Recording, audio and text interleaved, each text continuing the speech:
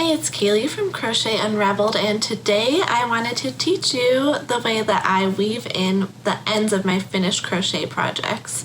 So I just finished this huge monster of a blanket here, and there were tons of ends to weave in, and I wanted to make sure that when we wash it that the ends don't come out, so I'm going to show you exactly how I did that. Other than your project, you're going to need a couple of needles. I have a larger yarn needle and then just a smaller one, and that size is up to you. And then my trusty little scissors that I use for all of my crochet projects. For this first technique, you're just going to use your larger tapestry needle. Just go ahead and thread your end. One thing I haven't mentioned is that I like to keep my ends really unnecessarily long, 4 to 5 inches maybe, just so we can get them woven in really well. So what we're going to do is just start pushing your needle through some of these stitches nearby. We want to make sure that we're staying within the same color of yarn if possible, but what I really want to do is kind of alternate between going underneath a stitch, and then in the next piece of yarn I want to split it and actually put my needle through the middle of the piece of yarn. And what this does is just really kind of make sure that your project is holding on to the ends of yarn.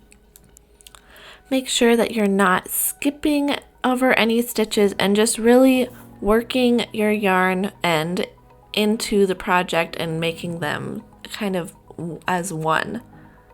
So the second part of this technique is to turn around and go backwards. So what I like to do is split the last piece of yarn that I go through and then go underneath that same piece of yarn, and then just repeat the process going back the same direction I went, and then I'm going to go back a little bit for a third pass as well.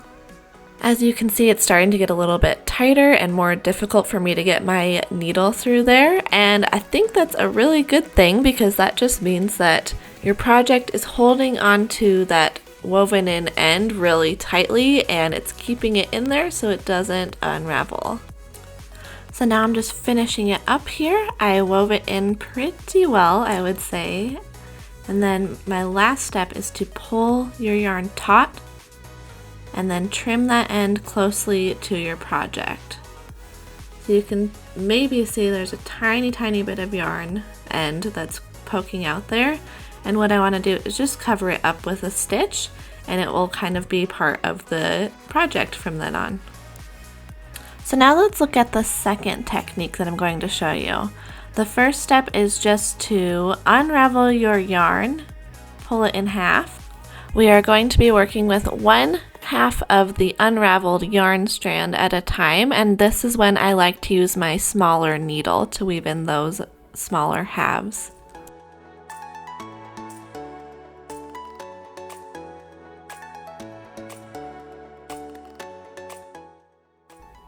So go ahead and grab that small needle now and just thread 1/2 of your unraveled yarn. So I'm just going to insert my needle into some of the nearby stitches, and like we did in the first technique, you can split some of the pieces of yarn to make sure that they're holding on to your end. And we're going to go to the other half and thread it into our needle. With this half of yarn, we're going to kind of follow the same path that we went with the first one, but make sure that you're splitting those stitches in different places. Otherwise, there wouldn't really be a point of us splitting that yarn in half. So make sure that you end up with a little piece of yarn in between your two pieces there, your two halves.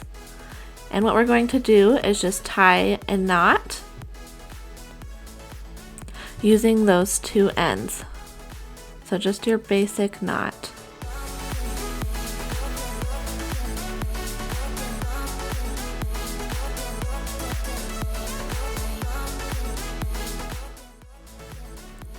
Now we're just going to kind of put those two halves back together and using our larger needle, Go ahead and thread it.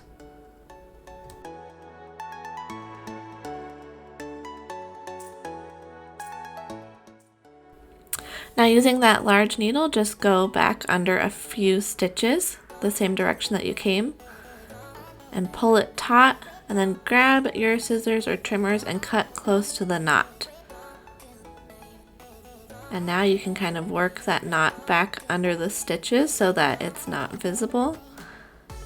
This method is really nice because you know those ends aren't coming apart, and they will hopefully stay hidden underneath the stitches. So now you can't even tell that it was woven in there.